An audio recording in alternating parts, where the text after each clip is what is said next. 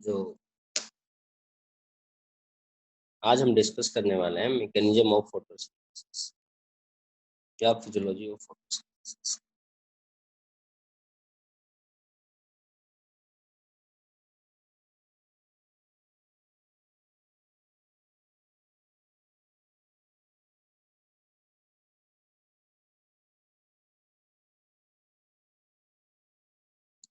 Physiology of photosynthesis बेटा ध्यान दें, जब आपको साइटोलॉजी पढ़ाया गया था,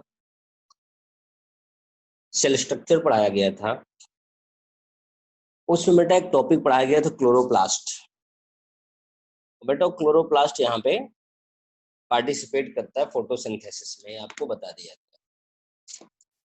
बेटा ध्यान देना, यहाँ पे कुछ बातें हैं जरूरी वहां से रिलेटेड, तो उसे मुझे दोबारा बताना पड़ेगा कि जैसे बेटा अगर हम लीफ के पिगमेंट को, क्लोरोफिल को सेपरेट करना चाहे तो सवाल पूछा जाता है कौन सी टेक्नोलॉजी है जिसकी सहायता से हम क्लोरोफिल या लीफ पिगमेंट को सेपरेट कर सकते हैं। तो सबसे पहला पॉइंट हम यही लिखेंगे कि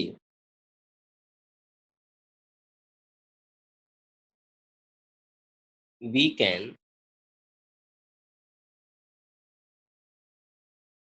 separate leaf pigment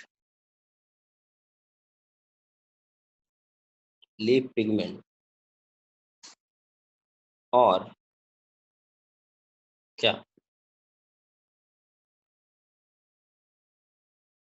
chlorophyll molecules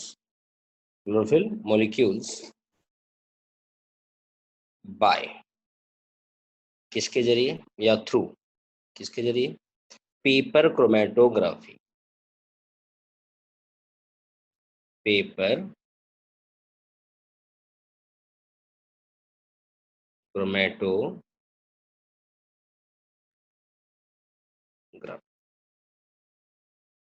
chromatography use करके हम लोग क्लोरोफिल को अलग, जब हम अलग करते हैं तो हायर प्लांट में हमें क्या क्या मिलता है ये भी यहाँ डिस्कस करेंगे। वहां भी बता चुका हूं आपको, यहाँ हमें हायर प्लांट में मिलेगा बेटा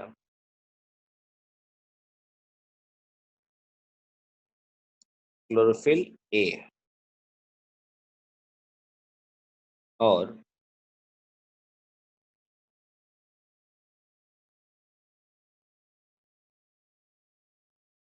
क्लोरोफिल बी। इसके अलावा हमें मिलेगा दो accessory pigments, carotenoid and xanthophyll.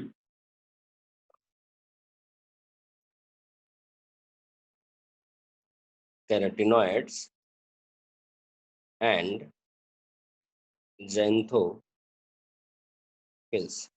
बेटा ये पिगमेंट हो गए, इनका जो पार्टिकुलर कलर है, खुद का जो कलर है, देखो पत्ती का कलर ग्रीन आता है वो अलग बात है, वो इनके टोटल कंबाइंड एक्शन का रिजल्ट, लेकिन इनका जो पार्टिकुलर कलर है अगर हम उसकी बात करें, ये मैंने वहां बताया है फिर यहाँ बता रहा हूँ, ये होता बेटा ब्राइट और ब्लू ग्रीन, ब्राइट ग्रीन या ब्लू ग्रीन। क्लोरोफिल बी का कलर होता है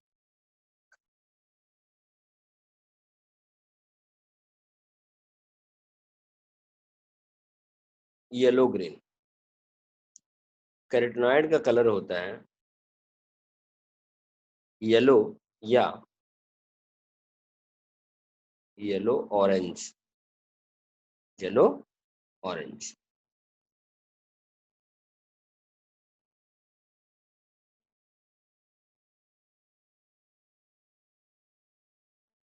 ठीक, और जो हमारा ज़ैंथोफिल होता है ये होता है बेटा येलो।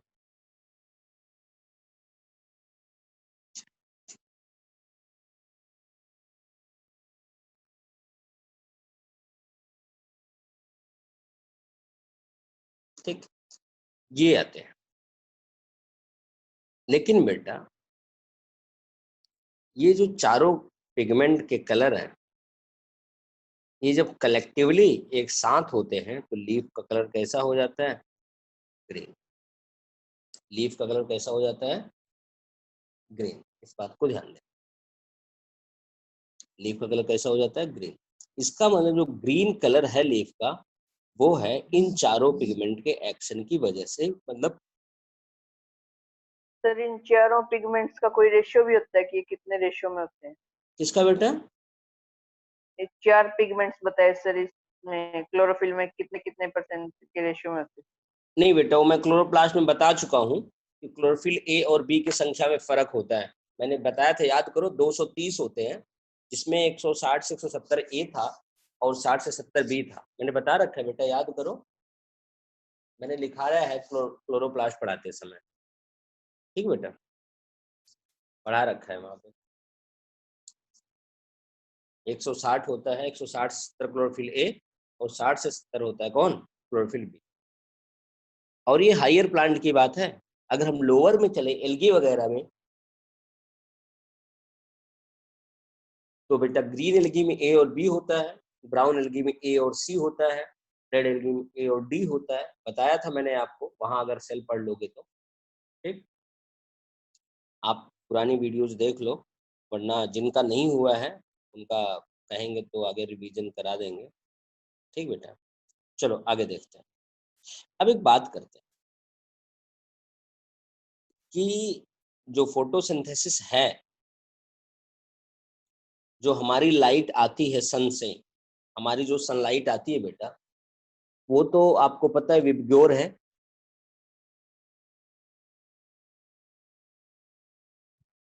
उन सातों कलर में से सबसे ज्यादा फोटोसिंथेसिस किस कलर में होता है, ये जानना है हमें। बेटा मैं आपको बता दूं, एक साइंटिस्ट उस समय आए थे, उनका नाम है TW एंजलमैन। उन्होंने एक्सपेरिमेंट किया था, मैं आप उनको उनका एक्सपेरिमेंट बताता हूँ।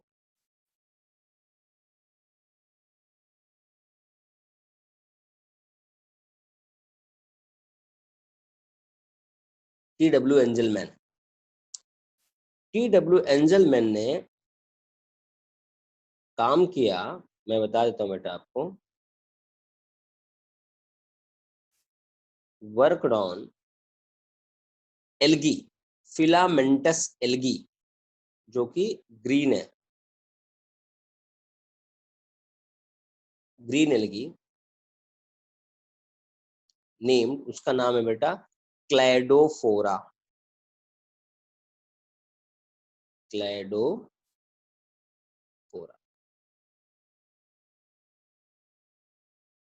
क्लैडोफोरा। और क्या प्रूव किया? और प्रूव किया कि हर कलर में अलग अलग अमाउंट में फोटोसिंथेसिस होता है। उन्होंने बताया ब्लू और रेड कलर में ज्यादा फोटोसिंथेसिस होता है। कैसे बताया? अब उस प्रोसेस को देखते हैं। इन्होंने बताया कैसे, कि इन्होंने कहा कि आप यहाँ से सनलाइट लो, यहाँ पर आप एक काम करो, प्रिज्म रख लो। इन्होंने हमें एक प्रिज्म दिया रखने के लिए। प्रिज्म तो आप जानते ही होंगे,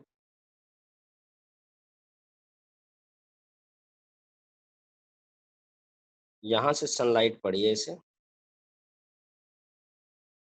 और यहाँ से निकली।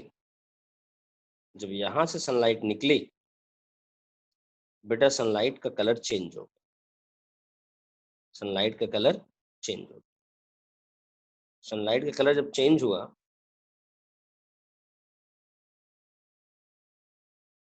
तो सबसे पहला कलर आया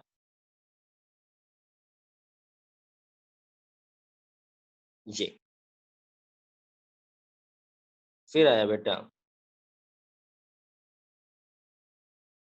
ये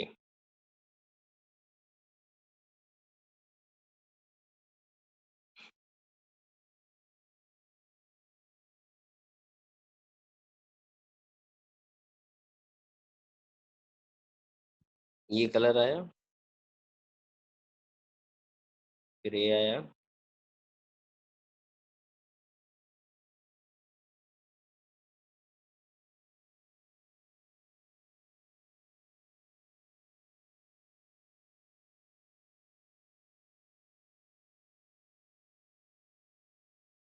फिर ये कलर आया, फिर ये कलर आया,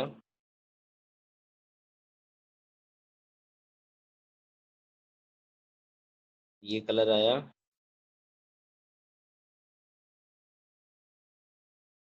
फिर उसके बाद बेटा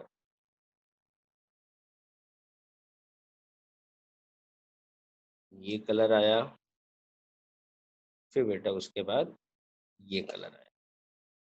ठीक, ये कलर हमारे हो गए।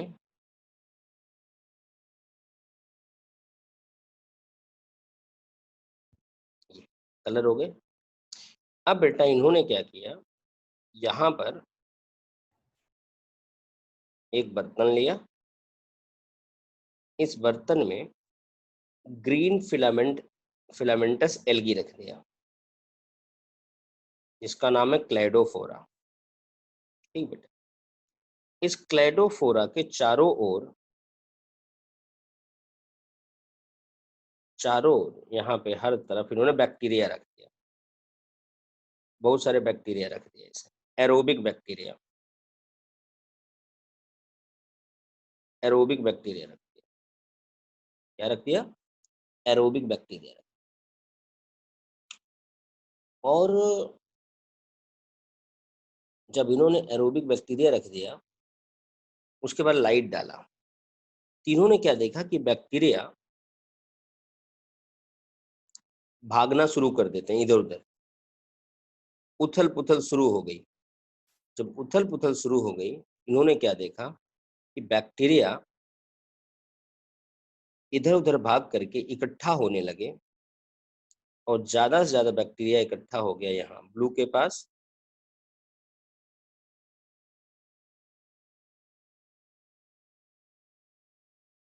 और इकट्ठा हो गया रेड के पास, ऐसे।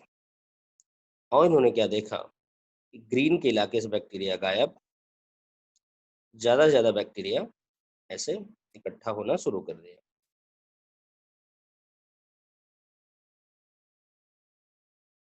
यहाँ अगर बेटा इसको ग्राफ के रूप में देखें तो हमें क्या दिखेगा, ऐसे दिखेगा, ये ग्राफ के रूप में दिखेगा। ठीक, इसका मतलब ज्यादा से ज्यादा बैक्टीरिया कहाँ इकट्ठा हो गया, ब्लू और रेड में।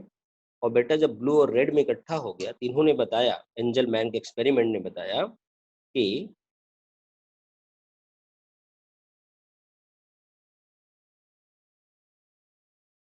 large numbers of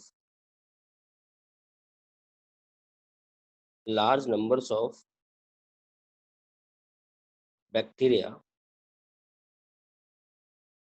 present in red and blue color. So we can say large amount of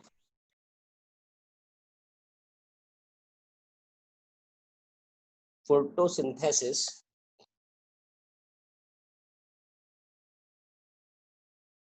found in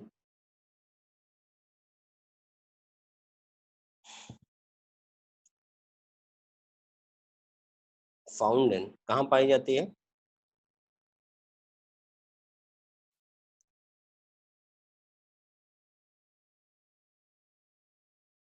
red end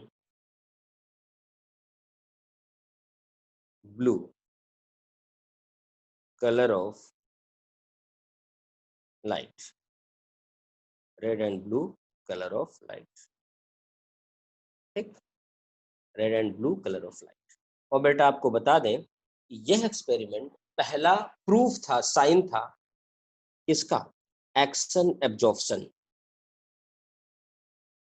of light, किसका था, action and absorption of light का साइन था कि कहाँ ज्यादा से ज्यादा एक्शन हो रहा है, और जहाँ एक्शन हो रहा है मतलब वहाँ लाइट ज्यादा से ज्यादा एब्जॉर्ब हो रही है, और जो लाइट बेटा रिफ्लेक्ट हो जाएगी तो वहां पे प्रोसेस शो नहीं होगा। चलो अगर बेटा अब हम बात करें, अगर अब हम बात करें इसी चीज को ग्राफ के रूप में रिप्रेजेंट करें कि क्या कहते हैं, कहाँ ज्यादा से ज्यादा काम हुआ है, तो बेटा आपको बता दें अगर इसको हम ग्राफ के रूप में रिप्रेजेंट करना चाहें, उसी को जो ऊपर हमने बनाया है एक्सपेरिमेंट में देखा है उसी को ग्राफ के रूप में रिप्रेजेंट करते हैं और कुछ नहीं करेंगे।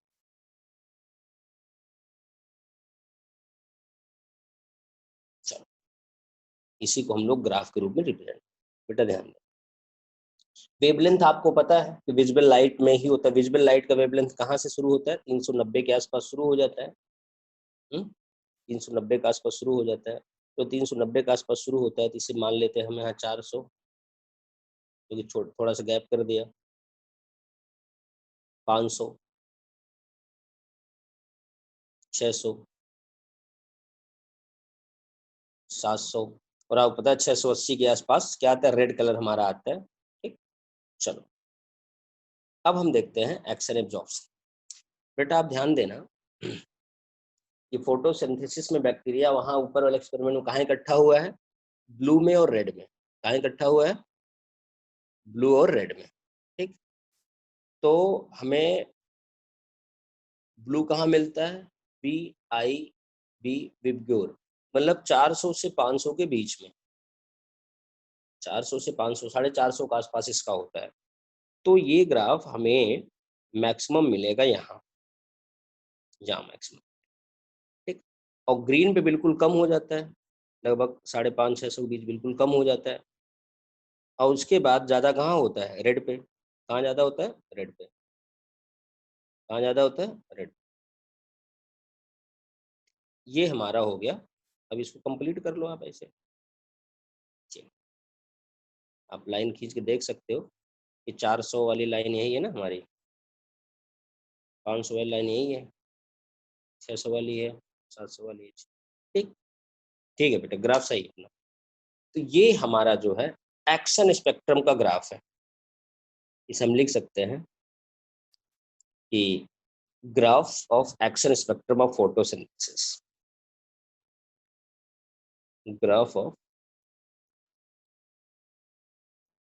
एक्शन स्पेक्ट्रम ऑफ फोटोसिंथेसिस, ठीक।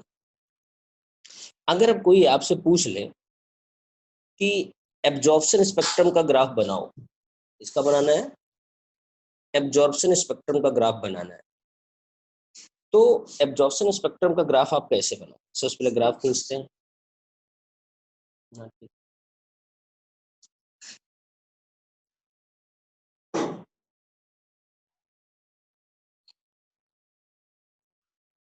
हमें देखना है एब्जॉर्प्शन। और बेटा एब्जॉर्प्शन एक्चुअल में होता कैसे मैं आपको बता दूं, आगे आएगा, बट यहाँ एक इंट्रोडक्शन ले लो, क्योंकि ग्राफ बना रहे हैं तो थोड़ा सा इंट्रोडक्शन जरूरी है, नहीं कर नहीं पाओगे। बेटा होता क्या है कि लाइट जो पड़ती है, लाइट जो पड़ती है, लाइट को सारे क्लोरोफिल एब्जॉर्ब करते हैं, सारे, इवन हमारा कैरोटिनॉइड भी एब्जॉर्ब करता है, हमारा कैरोटिनॉइड भी एब्जॉर्ब करता है, लेकिन समस्या ये है कि सारे के सारे मॉलिक्यूल क्लोरोफिल के एब्जॉर्ब करके एक जगह ट्रांसफर कर देते हैं, वो हम बाद में देखेंगे, लेकिन अगर हम एब्जॉर्प्शन का ग्राफ बना रहे हैं तो हमें पता होना चाहिए ना कौन, हम इसमें भी अलग कर लेते हैं, 400, 500, 600, 700 अलग कर लिए। चलो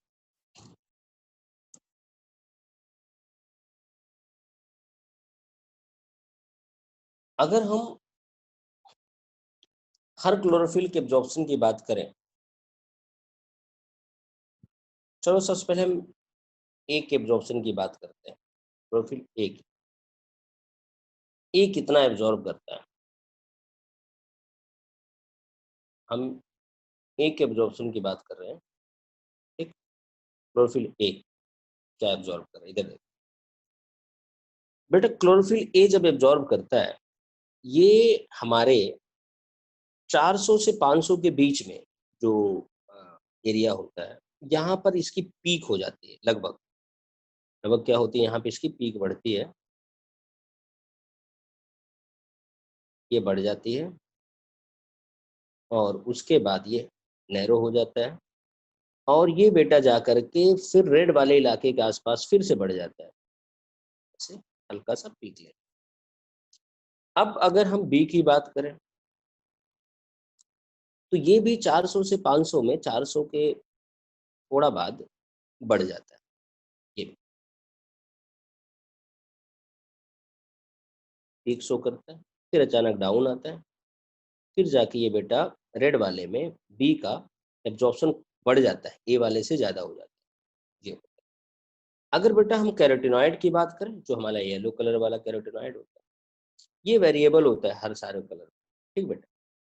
तो ये क्या करता है, इसका ग्राफ थोड़ा सा अजीब सा बनता है, क्योंकि ये आ, क्या करेगा, ब्लू पे और इंडस पे अच्छा शो करेगा, ग्रीन पे, येलो पे, ऑरेंज पे और रेड पे बिल्कुल शो नहीं करेगा, ठीक। इसका मतलब ये 400 से 500 के आसपास ही एब्जॉर्प्शन शो करेगा, उसके बाद शो नहीं करेगा। तो इसका ग्राफ बेटा यूं, ये यूं होता है, बस ऐसे। ये क्योंकि आगे शो ही नहीं करता, आगे जो है ये वाला एब्जॉर्प्शन आगे के कलर को एब्जॉर्ब नहीं करता कैरोटिनॉइड। तो अगर बेटा हम इसकी लेबलिंग करें तो हमें क्या आ जाएगा, ये आ जाएगा क्लोरोफिल ए,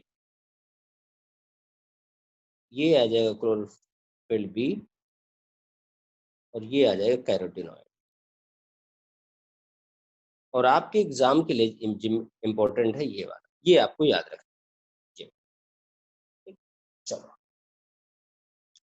अब बेटा अगर हम मैकेनिज्म की बात करते हैं, चलो ये तो आपने लाइट के एब्जॉर्ब करने की बात बता दी, ये लाइट ऐसे एब्जॉर्ब होता है। तो सवाल है कि फोटोसिंथेसिस में लाइट एब्जॉर्ब हुआ तो क्या होगा बेटा? जब लाइट एब्जॉर्ब होगा, एब्जॉर्ब होने के बाद होता है लाइट रिएक्शन। अब सवाल है कि जो आपने हमें एब्जॉर्प्शन पढ़ाया है अभी, ये जो कंफ्यूजन सा क्रिएट हो रहा है, एक्चुअल में ये है क्या? चलो अब इस कंफ्यूजन को एक बार हम आगे कंसीडर करके फिर से दूर करते हैं। देखो बेटा, हमने अभी तक जो आपको बताया सिर्फ इतना बताया है कि जो पत्तियों में हरा पिगमेंट होता है क्लोरोफिल, वो एक नहीं होता, दो होते हैं, क्लोरोफिल ए और बी। उसके सहायक होते हैं कैरोटिनॉइड और ज़ैंथोफिल। इनको हम अलग कर सकते हैं with the help of paper chromatography, जो कि पीएमटी का सवाल है। और दूसरी चीज, इनका पार्टिकुलर कलर जो कि मैंने क्लोरोप्लास्ट बताया है, ए का bright blue, yellow green, yellow या येलो ऑरेंज या येलो, कहा गया कि सारे मिलकर ग्रीन कलर देते हैं। अब सवाल है कि जो लाइट आती है हमारे पास, sunlight, that is white light.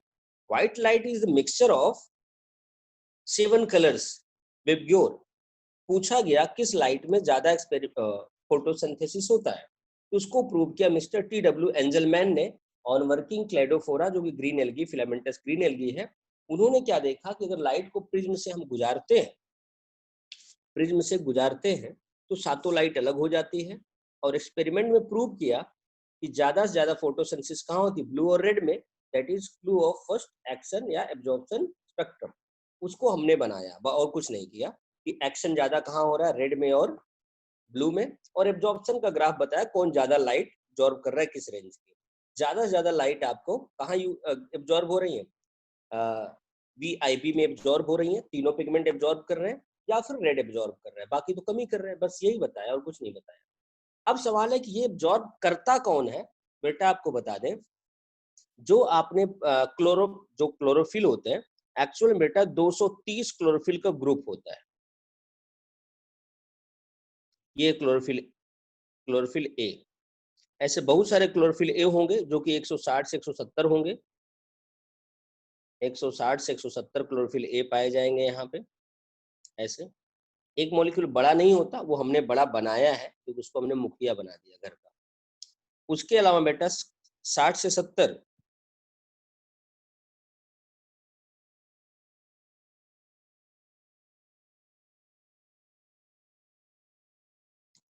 60 से 70 क्लोरोफिल बी होगा। ठीक, इसके अलावा बेटा इनको प्रोटेक्ट करने के लिए कैरोटिनॉइड पिगमेंट पाए जाते हैं, जो कि पीले रंग से आपको इस ग्राफ में दिखाए गए हैं।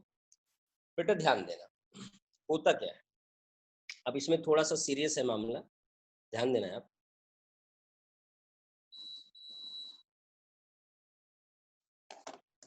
कि सारे देखो बेटा, ब्लैक वाले सारे के सारे क्लोरोफिल ए है, ब्लू वाले क्लोरोफिल बी है, ये कैरोटिनॉइड है।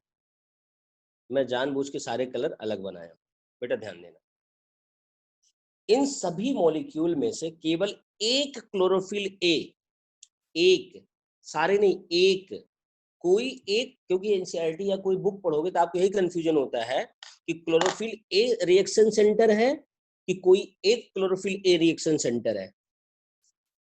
तो आपको ध्यान देना है, केवल एक क्लोरोफिल ए रिएक्शन सेंटर है, सारे ए रिएक्शन सेंटर नहीं है। समझ गए? तो ये जो बड़ा वाला है, ये है रिएक्शन सेंटर, ये, और ये बाकी सारे के सारे हैं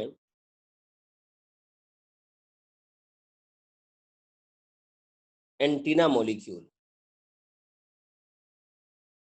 एंटीना मॉलिक्यूल जो लाइट के एब्जॉर्ब करते हैं, सनलाइट आएगी ऐसे एब्जॉर्ब करेंगे, ऐसे ट्रांसमिट करके यहाँ सेंटर तक पहुंचा देंगे, ये होते हैं। अब बेटा ये जो ग्रुप हमने बनाया है, ये डायग्राम बनाया है, इसे हम कहते हैं फोटो सिस्टम। क्या बोलते हैं?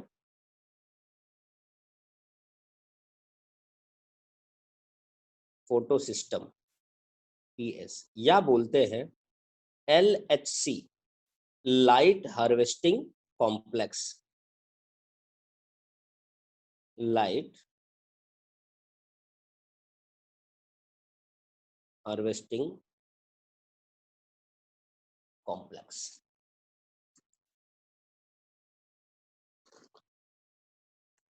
क्या है? लाइट हार्वेस्टिंग कॉम्प्लेक्स, इसे लाइट हार्वेस्टिंग कॉम्प्लेक्स। ठीक, चलो बेटा आगे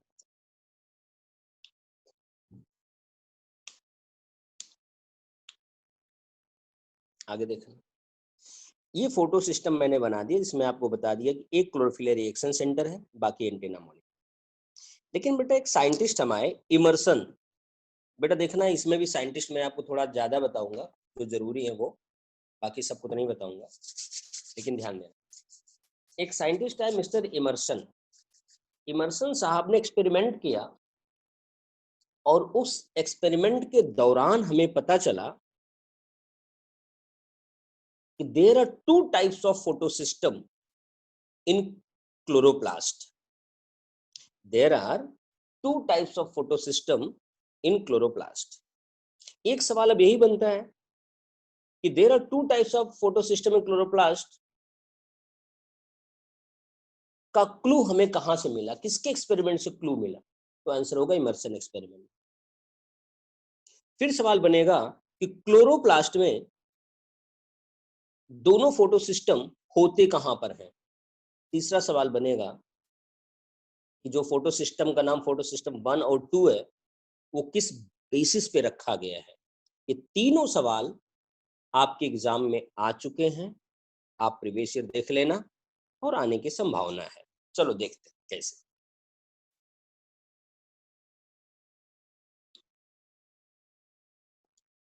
हमारे पास फोटो सिस्टम 2 है।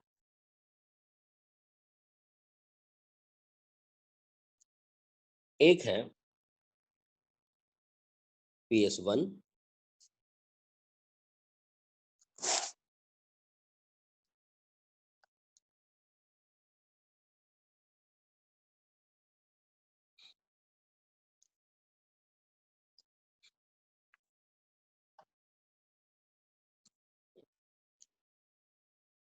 एक है PS2, PS1 एंड PS2।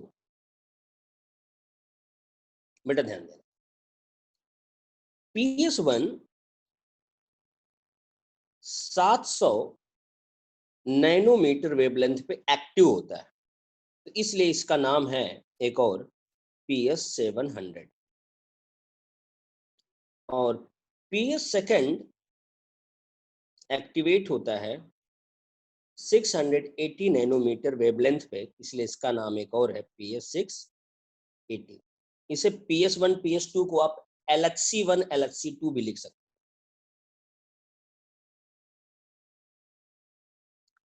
अब एक सवाल बना, इनका नाम किस बेसिस पे है? बेटा नंबरिंग की गई है on the basis of sequence of discovery, on the basis of sequence of discovery. हम यहाँ लिख सकते हैं PS1 and PS2 are named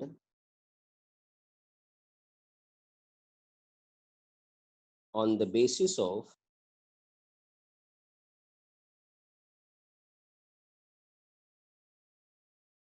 sequence of discovery, sequence of discovery।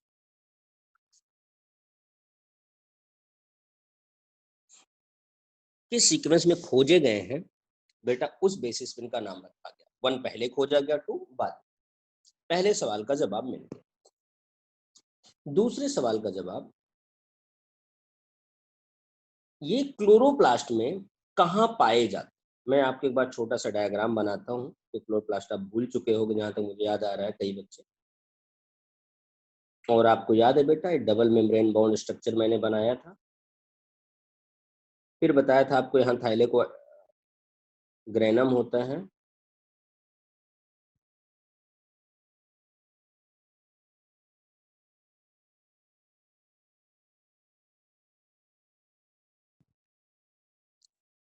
ऐसे ग्रेनम होता है। बेटा आपको बता दें, इस रीजन में केवल PS1 होता है, और ये जो ये गोल गोल वाला इलाका है थाइलेक्वाइड, यहाँ पे PS1 एंड PS2 दोनों। मतलब आप लिख सकते हो इन थाइलेक्वाइड और granum PS1 and 2 both and in stromal lamella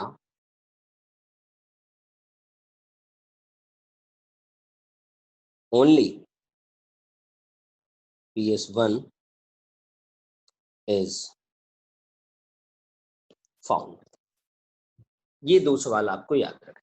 तीसरा तो आपको पता चल गया वहां पे किस वेवलेंथ पे काम कर, और नहीं, तीसरा सवाल होता कि किसके एक्सपेरिमेंट से पता चला, तो बेटा इमर्सन के एक्सपेरिमेंट से हमें क्लू मिला था कि there are 2 types of photo system in photosynthesis. चलो आगे देखो। अब बेटा ये तो हमारी कहानी हो गई कि यहाँ पर फोटो सिस्टम होता है और जिससे काम चलता है। अब देखते हैं कि इसकी वाकई जो हेडिंग बनी है फिजियोलॉजी ऑफ फोटोसिंथेसिस, वो कैसे होती है। बेटा फिजियोलॉजी ऑफ फोटोसिंथेसिस की बात करें तो देयर आर 2 फेजेस। अब फिजियोलॉजी अब शुरू में हुआ,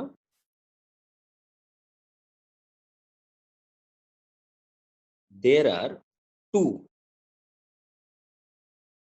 phase in photosynthesis। One is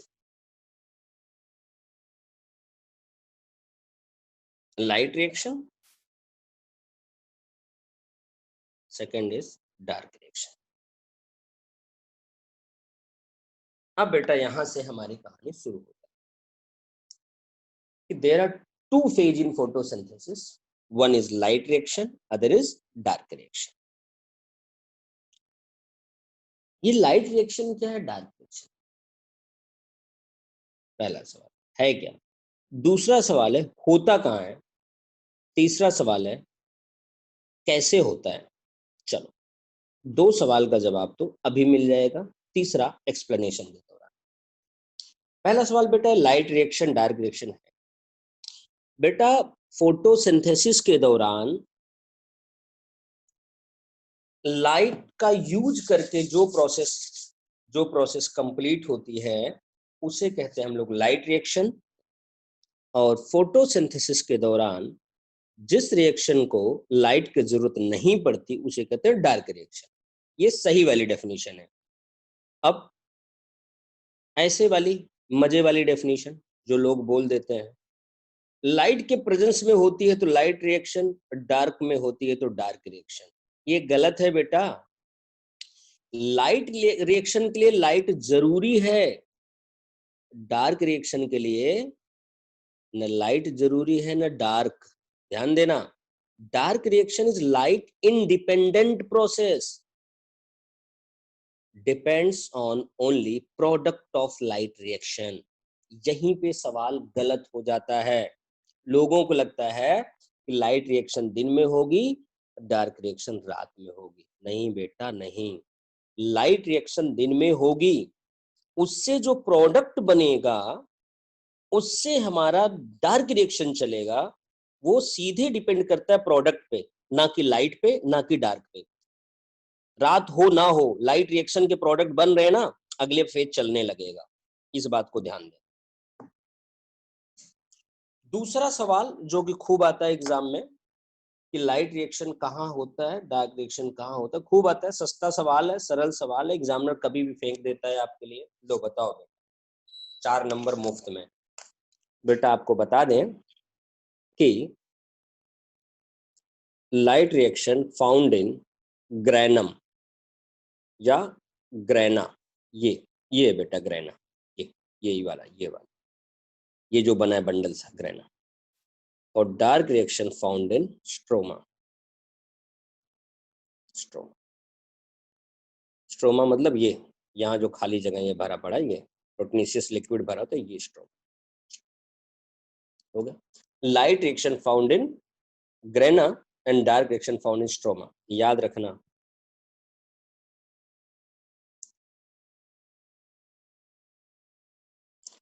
LGDS, light reaction grana में, डार्क रिएक्शन स्ट्रोमा में। चलो आगे बढ़ते, अब हेडिंग बना लेते हैं छोटी सी, लाइट रिएक्शन।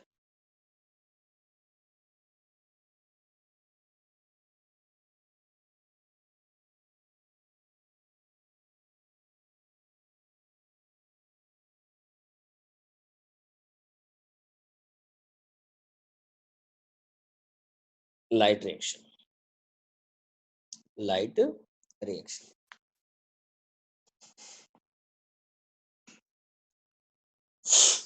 चलो, सबसे पहला पॉइंट जो आपको जानना जरूरी है, लाइट है,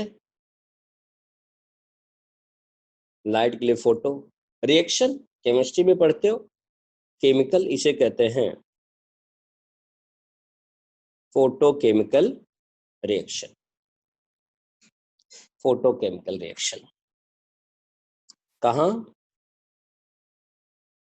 फोटो है ना तो लाइट जरूरी है, फिर भी मैं लिख रहा हूं in the presence of light. Light जरूरी है, लाइट के प्रेजेंस में ही होगा। और बेटा लाइट रिएक्शन हमारी दो पार्ट में पूरी होती है। One is non cyclic light reaction,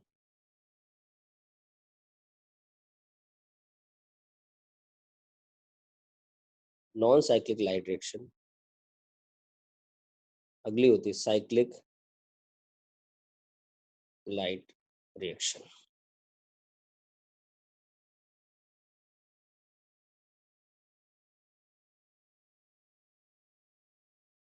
ठीक, साइक्लिक लाइट रिएक्शन। अब सबसे पहले हम पढ़ेंगे non cyclic light reaction.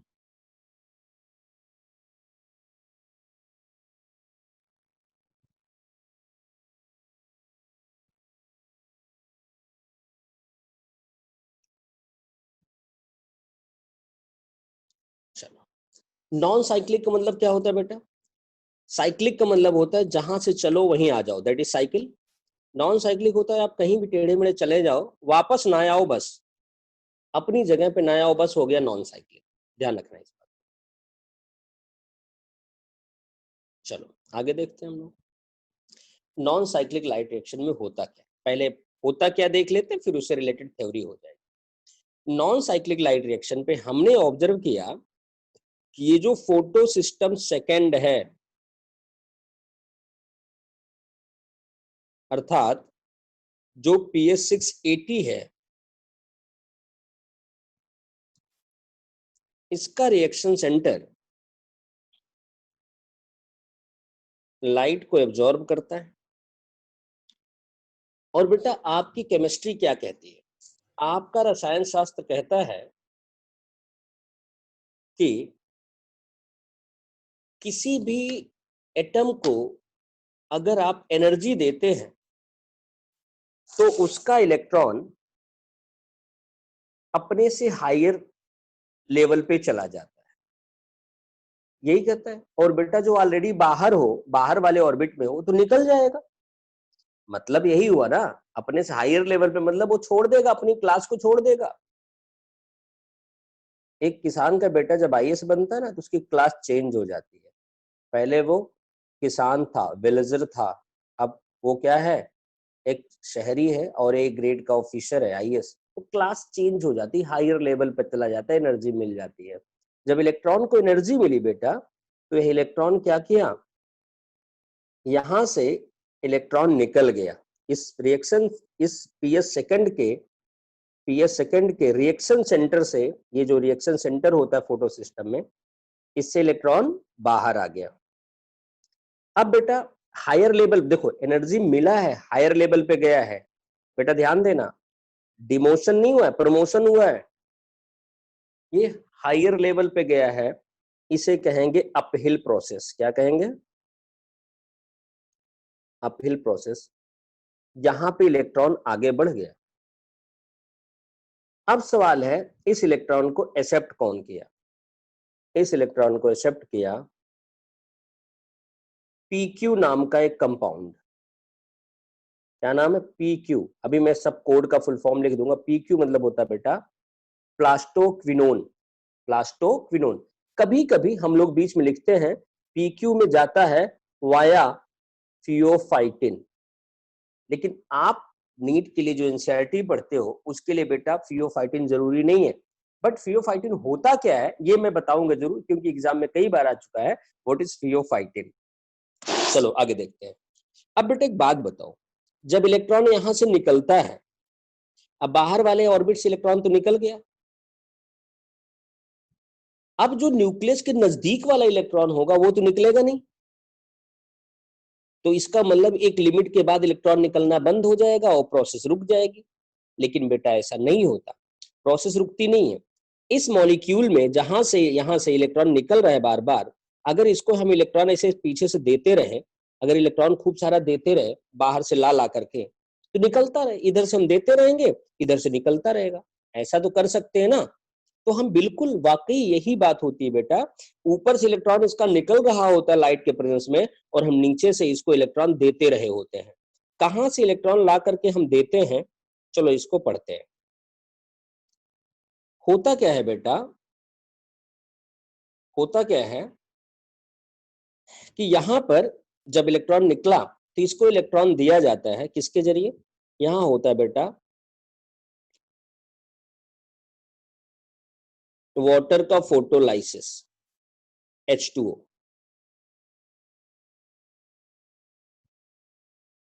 Water का फोटोलाइसिस होता है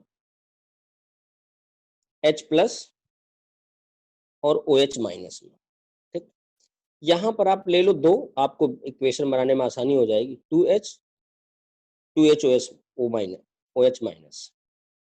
दो OH माइनस जो है बेटा, ये दो हाइड्रोजन उसी थाइलेक्वाइड के ल्यूमेन में रुक जाएंगे, और ये दो OH जो है ना बेटा, ये आपस में जुड़ेंगे। अब देखो आपके पास क्या क्या है, दो ऑक्सीजन है, दो हाइड्रोजन है, दो माइनस चार्ज है, मतलब दो इलेक्ट्रॉन है, यही है ना। माइनस का मतलब इलेक्ट्रॉन होता है। हो गया बेटा। अब आप जोड़ो इन सारी चीजों को, जोड़ो तो यहां बन जाएगा H2O, ये कट गया, ये कट गया, एक O बच गया, तो यहां इस लिख दो हाफ O2। हम O नहीं लिख सकते क्योंकि मॉलिक्यूलर ऑक्सीजन निकलता है, प्लस बच गया हमारे पास दो इलेक्ट्रॉन। ये दो इलेक्ट्रॉन यहाँ पे सप्लाई हो जाती है, और यही दो इलेक्ट्रॉन बार बार ऊपर की ओर निकलता रहता है। यही हो गया। अब देखो, जो हमारा इलेक्ट्रॉन ऊपर निकल रहा था, उस इलेक्ट्रॉन को हमने सप्लाई दे दिया, उसको हमने सप्लाई बना के दे दिया, और इलेक्ट्रॉन मिलने लगा। और बेटा जब इलेक्ट्रॉन मिलने लगा तो हमारी प्रोसेस क्या हो गई, कंटिन्यू हो गई। बेटा ध्यान देना, वाटर के टूटने के प्रोसेस कहते हैं फोटोलाइसिस ऑफ वाटर। क्या बोला जाता है, photolysis of water. And photolysis of water occur in the presence of catalyst, और ये कैटलिस्ट आपके पीएमटी के लिए इंपॉर्टेंट है, क्लोराइड आयन, कैल्शियम आयन और मैग्नीज आयन। इनके प्रेजेंस में होता है photolysis of water, molecular oxygen निकलता है, इलेक्ट्रॉन यहां चला जाता है। अब एग्जाम में अब आप क्वेश्चन पर करना तो आपको सवाल मिलेगा कि पहले क्या होता है, पहले क्लोरोफिल से इलेक्ट्रॉन निकलता है कि पहले फोटोलाइसिस होता है। बेटा मैंने जिस सीक्वेंस में बताया है ना, सीक्वेंस याद रखना। अरे भाई अगर इसकी जेब खाली नहीं होगी तो इलेक्ट्रॉन आप डालोगे कहां, तो पहले इलेक्ट्रॉन निकलता है, emission of electron from chlorophyll या photosystem, after that photolysis of water, उसके बाद फोटोलाइसिस ऑफ वाटर होता है। पहले emission of electron, then photolysis of water. इस बात को आपको ध्यान देना है। अब बेटा जो PQ तक इलेक्ट्रॉन चला गया, अब ये इलेक्ट्रॉन यहां से मूव करेगा, दैट इज डाउनहिल प्रोसेस। और इस प्रोसेस के दौरान जब इलेक्ट्रॉन आता है, इलेक्ट्रॉन रिसीव कर दिया जाता है साइटोक्रोम B6F कॉम्प्लेक्स द्वारा।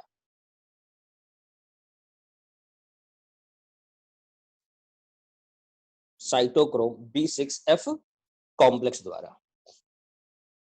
जब साइटोक्रोम B6F कॉम्प्लेक्स इसको रिसीव करता है, बेटा डाउन हिल आ रहा है, नीचे आ रहा है, और आपकी केमिस्ट्री कहती है जब इलेक्ट्रॉन अपर ऑर्बिट से नीचे आता है तो क्या रिलीज करता है, एनर्जी। क्या रिलीज करता है, energy.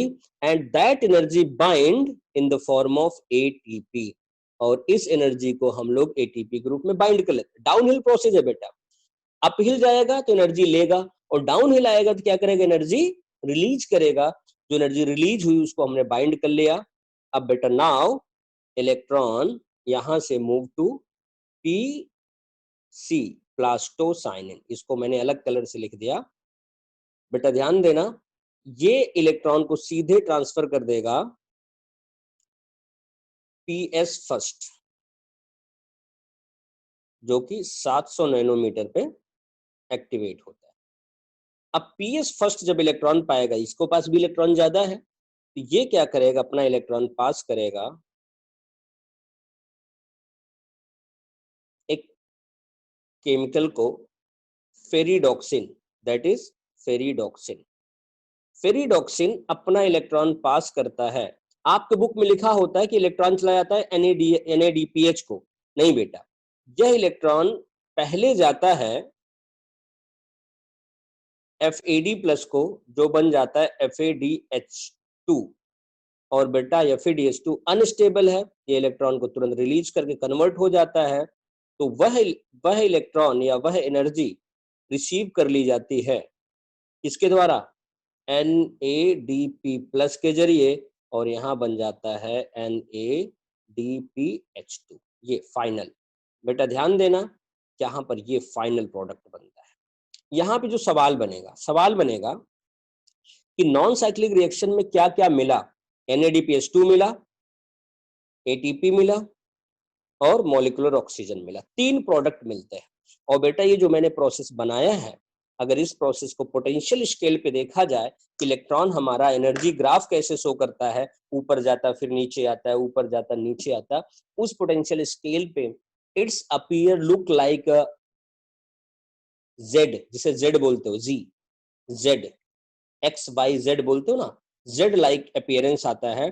So non cyclic reaction is also referred as Z scheme. क्या बोला जाता है? जेड स्कीम बोला जाता है। इसमें अब सवाल देखो, सवाल क्या है, नॉन साइक्लिक रिएक्शन में कितने फोटो सिस्टम या कौन कौन फोटो सिस्टम पार्टिसिपेट करते हैं? तो आप आंसर करोगे in non cyclic reaction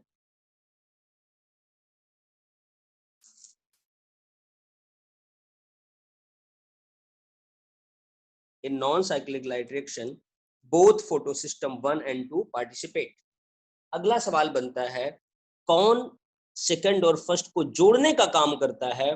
then आप आंसर करोगे फोटो सिस्टम सेकंड और फर्स्ट को जोड़ने का काम करता है पीसी, प्लास्टोसाइनिन। फिर सवाल आता है, फाइनल इलेक्ट्रॉन एक्सेप्टर कौन होता है? एनएडीपी, जो कि NADPH2 बना देता है। फिर सवाल आता है कि फोटोलाइसिस ऑफ वाटर किसके प्रेजेंस में होता है? Cl minus, Ca plus plus, Mn plus plus. सवाल पूछा जाता है कि एटीपी और NADPH2 को कलेक्टिवली क्या कहते हैं? Assimilatory power. NADPH2 को क्या कहते हैं? Reducing power. अगला सवाल बनता है, synthesis of ATP non cyclic reaction is called as. बेटा मैं आपको बता दूं, आगे भी बताऊंगा, एटीपी बनने की प्रोसेस है फॉस्फोराइलेशन। इस बात को ध्यान से सुनना, भले अभी तक नहीं सुन रहे थे। एटीपी बनने की प्रोसेस को कहते हैं, एटीपी बनने की प्रोसेस को कहते हैं फॉस्फोराइलेशन। और बेटा यह एटीपी लाइट के प्रेजेंस में हो रही है, इसलिए कहते हैं इसे फोटोफॉस्फोराइलेशन। क्या कहेंगे? फोटोफॉस्फोराइलेशन। जब एटीपी डायरेक्ट सब्सटेंस से बनेगी उसे कहेंगे सब्सट्रेट लेवल फॉस्फोराइलेशन। जब एटीपी ऑक्सीडेशन ऑफ मॉलिक्यूल से बनेगी उसे कहेंगे ऑक्सीडेटिव फॉस्फोराइलेशन। मतलब बेटा phosphorylation is formation of ATP, phosphorylation is formation of ATP. अगर लाइट के प्रेजेंस में फोटोफॉस्फोराइलेशन, एक मॉलिक्यूल से दूसरे मॉलिक्यूल में कन्वर्ट होके एटीपी तो सबस्ट्रेट लेवल फॉस्फोराइलेशन, अगर ऑक्सीडेशन से बने तो ऑक्सीडेटिव फॉस्फोराइलेशन। ये हो गया बेटा हमारा नॉन साइक्लिक लाइट रिएक्शन। इसमें एक लास्ट सवाल आता है कि अगर हम धान के खेत में, गेहूं के खेत में आसपास जो वीड आ जाते हैं, बिना काम वाली घास फूस उग जाती है, उसको मारने के लिए दवाएं स्प्रे करते हैं, तो वही पौधा मर जाता है। तो वो पौधा क्यों मरता है? उसमें कौन सा ऐसा चेंज आता है? बेटा वो सब, उस सवाल का आंसर यहीं पे है। उसका आंसर ये है कि उस समय इलेक्ट्रॉन का जो मूवमेंट है, ईटीएस चल रहा है, ये भी ईटीएस है बेटा, ये भी AIPMT का सवाल है। ईटीएस फाउंड इन, आंसर होगा क्लोरोप्लास्ट और माइटोकॉन्ड्रिया बोथ। वो कैसे होगा हम आगे बताएंगे, क्यों आगे का टॉपिक। बेटा ध्यान देना, क्योंकि यहाँ इलेक्ट्रॉन का फ्लो PQ से रुक जाता है, इसलिए मर जाता है। और जो पॉइजन डालते हैं बेटा, उस पॉइजन का नाम है DCMU, डाइक्लोरो डाइमिथाइल यूरिया। चलो कोई बात नहीं,